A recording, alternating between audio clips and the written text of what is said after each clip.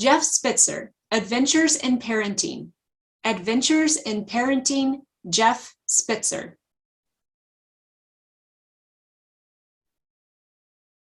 My wife and I have a blended family, each with kids from our prior marriages. 5 between us. Kids, that is, not marriages. They currently range in age from 32 down to 20. The oldest, Jeff Jr., got married last year. As I sat there watching him exchange vows with his beautiful bride, I couldn't help but marvel at how quickly the time had passed. I can still remember, like it was yesterday, the day that he was conceived. Just kidding. I'm actually not even sure I was there. Greetings, fellow Toastmasters. Welcome to our guests. It's quite an adventure raising these young humans for 18, 20, or even 30 plus years for some of us. Am I right? I heard someone recently refer to these adult kids still living with their parents as growing ups, as opposed to grown-ups, which I thought was interesting because they certainly seem to have stopped growing. I digress. Let's jump way back in time to when Jeff Jr. was about 3 years old. He, his mom, and I were out to eat at a casual dining restaurant. You know the kind with booths lined up around the perimeter. Jeffrey was sitting next to me in our booth and being a total wiggle work. That kid could never sit still. He kept standing up in the booth and making faces at the people seated directly behind us. I was constantly trying to get him to sit on his bottom. Jeffrey, sit down. Jeffrey, sit down. Jeffrey, sit down. Later, when my guard had relaxed, he stood up again, quickly turned to face the couple behind us, and announced loud enough for people in the parking lot to hear, "Daddy, that lady's ugly." I'm so sorry. For the record, she wasn't. With kids putting us through moments like that, I felt it only fair to mess with them, often telling them things that weren't true. One fun example was when my first wife was pregnant with my daughter, Natalie Rose. Jeff Jr. was still about 3 years old and confused about how there could possibly be a baby in his mommy's belly.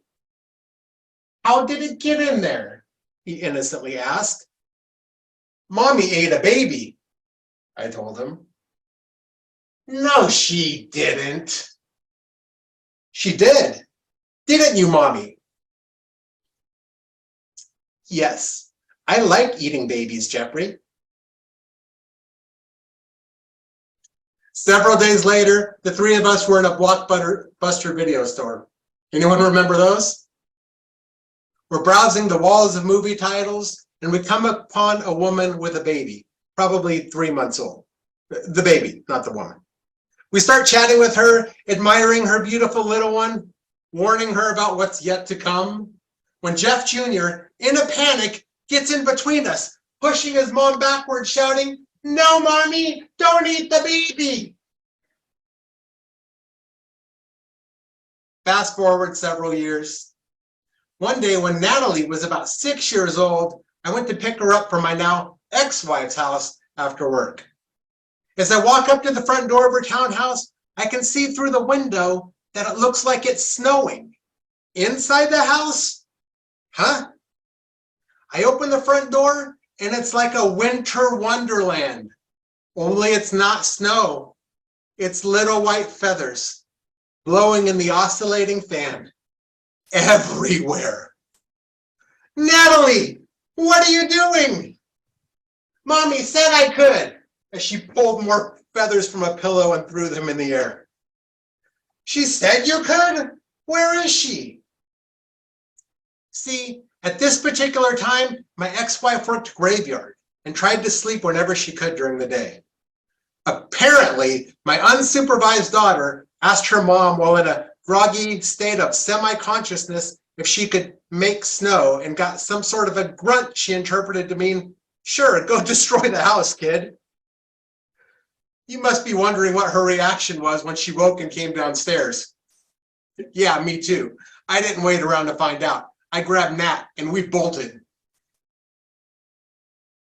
My last story involves my wife's youngest, our now 20-year-old Natalie Grace. We have two Natalies. Natty G has always been our most creative and unpredictable child.